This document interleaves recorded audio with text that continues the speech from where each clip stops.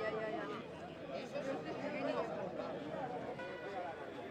Bueno, ya está. Venga, hala.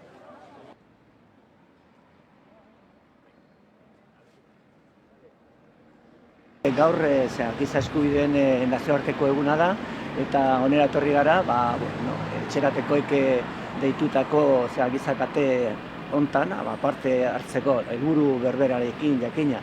Nahi duguna da presoak jasaten ari diren kartzela politika basati kriminala bihozgabea bertan bera usteko, ezta? Azken finean ez da guk EH Bildukoek esaten dugun gauza bat, ez da etxeratekoek ere, Europatik ere, Europar giza eskubideen auzitegiak gauza bera esan duelako.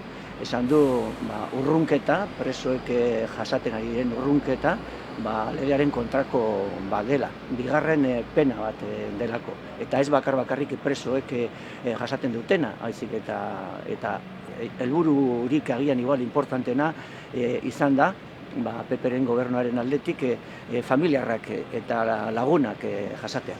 Bigarren pena hau, presoek duten penaren gainetiko bigarren pena, hain zuzen.